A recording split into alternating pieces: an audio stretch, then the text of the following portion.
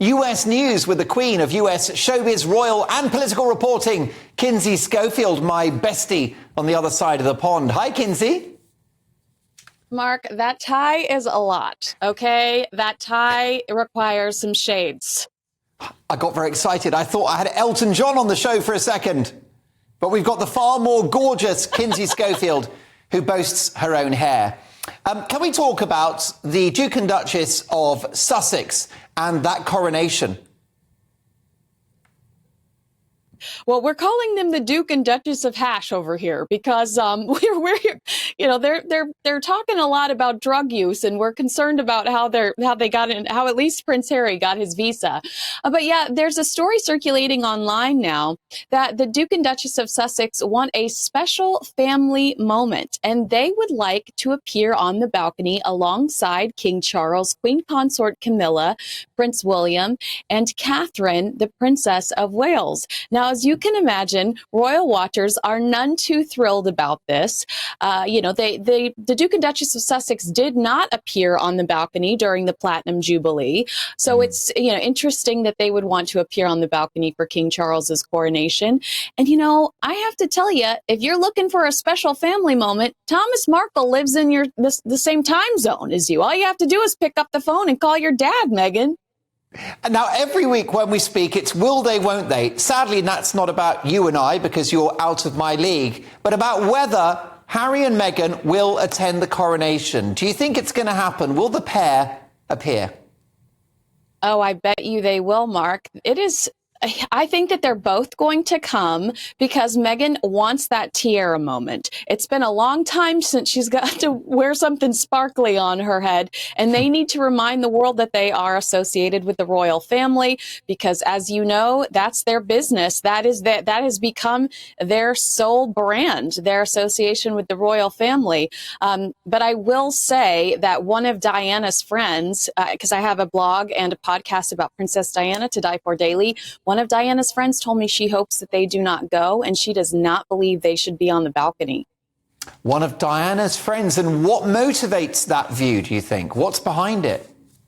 She thinks that they have disrespected the monarchy and they talk too much. The problem is, if you punish the couple, you just feed their narrative of being victims, don't you? You play their own game.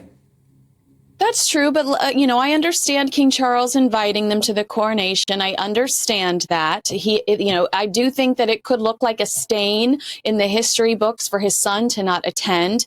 But when it comes to the balcony, do they really belong there? I mean, they have spent 3 years trying to destroy everything that Queen Elizabeth built. And don't forget that they rejected her on her deathbed. Days before she passed away, she asked them to come visit her, and they rejected her invitation. So, I have little sympathy for them when it comes to this stuff. How much interest will there be in the United States in the King's coronation, Kinsey? We are so envious of your beautiful traditions, the uniforms, the music, just the choreography. I think there will be a lot of interest. Whether King Charles I do think that people favor Prince William. I'm not going to deny that. But I do think that we've always envied your traditions and think they're very beautiful. And all eyes will be on Coronation Day. Let's talk about other royals moving to the US, this time the Danes.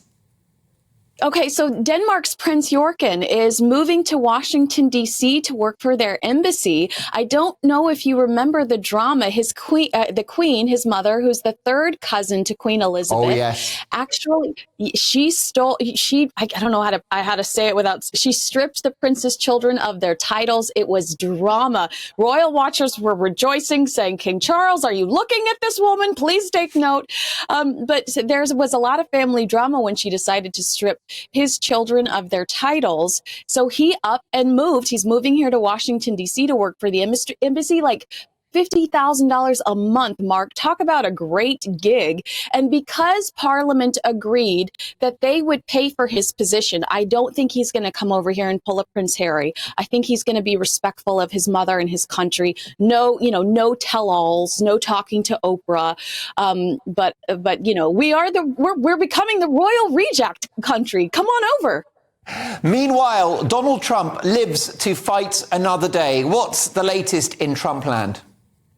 Oh my gosh, isn't this wild to watch? We expected an arrest on Tuesday. When it didn't happen, we expected the arrest on Wednesday. We find out the grand jury's been sent home Wednesday and Thursday, while simultaneously finding out there's been a letter from Michael Cohen that's come back up from 2018 where he denies that Trump paid him back for that Stormy Daniels hush money. So if Cohen is the one that paid, Trump's hands are completely clean. Meanwhile, a letter Stormy Daniels wrote in 2018 saying that she did not have an affair with Trump comes back up. And you just realize that their two main witnesses aren't very strong. So what will happen over the next few days? I don't know. But interesting that the grand jury was sent home for half the week, the majority of the week. And these pieces of evidence are coming to light that really crush Alvin Bragg's case. Well, there you go. Possibly in 1 week, Donald Trump acquitted, Boris Johnson acquitted. The world is a curious place. Very sad news, finally, Kinsey, a tornado in Mississippi. That's right. It ripped through 170 miles. 25 people are dead. We actually had a very sweet moment, Mark, a moment that's gone viral when WTVA weatherman Matt Lobham went viral for praying in the middle of a newscast, begging God to protect the people that were in harm's way. One of those moments where you actually start to feel that unity in this country, and that you're not ashamed of your Christianity, or you're not ashamed of your faith. I do think that this country comes together when we have, and faith-based, we come together over our faith and God when we have these horrible moments. And I think that was a sweet moment that we saw come out of here. They are still looking for any survivors. I believe 4 individuals are still missing. A horrible incident. But some good to come out of it is the fact that that story's gone viral, and it's nice to see you can talk about God. Absolutely right. And our hearts go out to the people of Mississippi. What a lovely moment, as always, in the show to have you on the programme, Kinsey. Kinsey returns in a week's time. But if you need a bit more Kinsey, why don't you check out her wonderful podcast? It's called To Die For Daily. It's full of royal exclusives. It's also the name of her brilliant website as well.